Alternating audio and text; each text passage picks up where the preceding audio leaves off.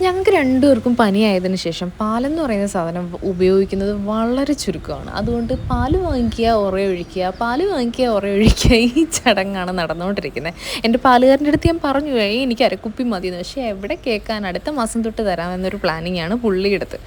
Next ഇനി ഒരു ഉച്ചയ്ക്ക് ഇച്ചിരി നല്ല ഈ കുരുമുളകൊക്കെ ചേർത്തിട്ട് കുറച്ച് എരി കഴിക്കാമെന്ന പ്ലാനിങ്ങിൽ ഞങ്ങൾ പതക്കറിലാണ്. അപ്പം ഇത് ആദ്യമൊന്നും എനിക്ക് അത്ര അറിയില്ലായിരുന്നു ഇത് യൂസ് ചെയ്യാൻ പറ്റുന്ന സംഭവമാണ്. പിന്നീട് ഒരു ദിവസം തൊളിക്കോട് നമ്മുടെ ബീഫ് വാങ്ങിക്കാൻ ചെന്നപ്പോൾ അവിടുത്തെ അപ്പച്ചനാണ് എനിക്കിത് മോളെ നല്ലതാണെന്നൊക്കെ പറഞ്ഞ് തന്നത്. അങ്ങനെ പുള്ളി തന്നെ റെസിപ്പിയൊക്കെ പറഞ്ഞു തന്നു. ഞാനൊന്ന് ട്രൈ ചെയ്തു. അന്ന് എനിക്ക് ഇഷ്ടപ്പെട്ടു. പക്ഷേ അത് നമ്മൾ ഫ്രിഡ്ജിൽ വെച്ചിട്ട് പിറ്റേ ദിവസം ചൂടാക്കി കഴിക്കുമ്പോൾ എൻ്റെ പൊന്നി ഭയങ്കര ടേസ്റ്റാണ്. അങ്ങനെ അതിന് വേണ്ടിയിട്ടുള്ള കുഞ്ഞുള്ളി ബാക്കി സംഭവങ്ങളൊക്കെ പ്രിപ്പയർ ചെയ്യാനായിട്ട് ഞാൻ തുടങ്ങി. ഈ കൊച്ചുള്ളി അരിയലെന്ന് പറഞ്ഞാൽ ഭയങ്കര ടാസ്ക് കേട്ടോ. കുഞ്ഞുഞ്ഞതായതുകൊണ്ട് ഭയങ്കര മെനക്കേടാണ്. പിന്നെ ഒരു വിധത്തിൽ എല്ലാം സെറ്റാക്കി. പിന്നെ ഈ മാസം എൻ്റെ പൊന്നേ മൊത്തത്തിൽ ഞങ്ങൾക്ക് പനിയായിരുന്നു. ആദ്യം അമ്മയ്ക്ക് വന്നു, പിന്നെ കാർത്തികേട്ടനും എനിക്ക് ഒരുമിച്ച് വന്നു. പ്രണവത്തിലോട്ട് ചെല്ലുമ്പോഴേ അവർ ചോദിക്കും, ഇന്ന് ആർക്ക് വേണ്ടിയിട്ടാണ് ഒ പി എടുക്കണ്ടേ എന്നൊരു ചോദ്യമായിരുന്നു. അതിൻ്റെ ഇടയ്ക്ക് എൻ്റെ പാലും കൂടെ അങ്ങ് തിളച്ചു പോയി. പിന്നെ അവിടെ നിന്ന് ഓടി പിടിച്ച് പാൽ ഓഫ് ചെയ്ത് വീണ്ടും കാര്യം ഇതെന്ന് വെച്ചാൽ നല്ലപോലെ കഴുകണം. എത്ര കഴുകിയാലും നമുക്ക് ആ ഒരു ബ്ലഡ് ഉണ്ട് എന്നൊരു ഫീല് തോന്നും. അങ്ങനെ കഴുകി കുട്ടന്മാരെ സെറ്റാക്കിയിട്ട് ഞാൻ കുക്കറിലോട്ടാക്കിയാണ്.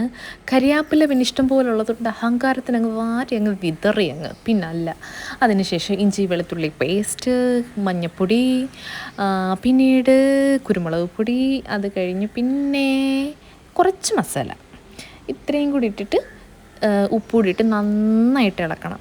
പിന്നെ പ്രത്യേക ശ്രദ്ധയ്ക്ക് വെള്ളം എന്ന് പറയുന്നൊരു സാധനം ഇതിന് ഉപയോഗിക്കേണ്ട ആവശ്യമേ ഇല്ല. അങ്ങനെ പക്ഷെ ഞാൻ നാരങ്ങ നീര് ഒഴിക്കാൻ മറന്നു കേട്ടോ. ഒരു ഇച്ചിരി നാരങ്ങ നീരോ വിനാഗിരിയും കൂടി ചേർക്കുവാണെങ്കിൽ നല്ലതായിരിക്കും. അങ്ങനെ വിസിലൊക്കെ വന്നു.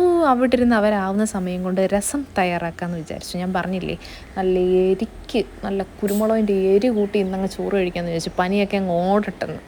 പനി മാറി കേട്ടോ, പക്ഷേ എങ്കിലും ക്ഷീണം അങ്ങോട്ട് മാറുന്നേ ഇല്ല.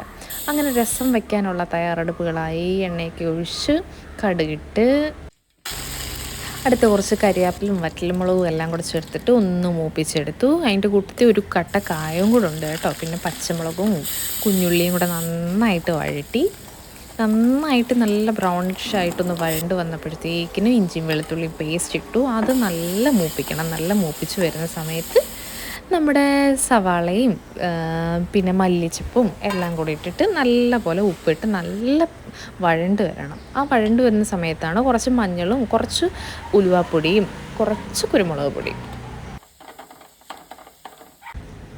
അങ്ങനെ ഗൈസ് എൻ്റെ രസം റെഡി ആയിരിക്കുന്നു. തിളയ്ക്കുന്നത് കണ്ടോ, കുടുകുടാന്ന് തിളയ്ക്കുന്നത് കണ്ടോ. ഇനി നേരെ നമ്മൾ കുക്കറിൽ റെഡിയാക്കി വെച്ചിരിക്കുന്ന നമ്മുടെ ആശാനെ ഒന്ന് പാകപ്പെടുത്തി മയപ്പെടുത്തി എടുക്കണ്ടേ. ഇതിൻ്റെ ഇടയ്ക്ക് ഈവനാണ് കേട്ടോ കാക്ക. ഒരു 3-4 ആഴ്ച മുമ്പ് എൻ്റെ കൂടെ കൂട്ടുകൂടിയാണ്. എപ്പം രാവിലെ നോക്കിയാലും എന്നെ തിരക്കി ജനലിൻ്റെ ഇവിടെ വരും. ആൾക്കന്നേരം എന്തെങ്കിലും വെച്ച് കൊടുക്കണം. മാന്യമായിട്ട് പോയി എടുത്തുകൊണ്ട് തിന്നും. അഥവാ കൊടുത്തില്ലെന്നുണ്ടെങ്കിൽ ആ ജനലിൻ്റെ അകത്തോട് ഇങ്ങനെ എന്നെ ഓട്ടക്കണ്ണിട്ട് ഇങ്ങനെ നോക്കുന്ന കാണാം.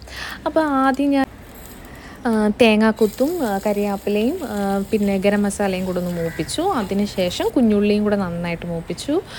മസാല ഇട്ടു, കുറച്ച് മുളക് പൊടി ഇട്ട് ഒരിച്ചിരി മല്ലിപ്പൊടിയും കൂടി ഇട്ടിട്ട് മൂപ്പിച്ചതിന് ശേഷം നമ്മുടെ കുട്ടന്മാരെ പതക്കരലിനെ അതിനകത്തോട്ടിട്ട് ഇനി നല്ല പോലെ മിക്സ് ചെയ്ത് നന്നായിട്ട് ചെറു തീക്കകത്ത് കിടന്ന് അതിങ്ങനെ പുരണ്ട് വരണം. പുരണ്ട് വരുമ്പം നല്ല സെറ്റാണ് കേട്ടോ.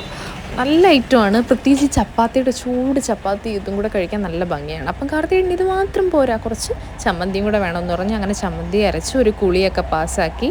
തലവേദനയ്ക്ക് ഒരു ശമനമില്ലാത്തത് കൊണ്ട് ഞാനൊരു ഇച്ചിരി ചായയും കുടിച്ച് ഒന്ന് റിലാക്സായി.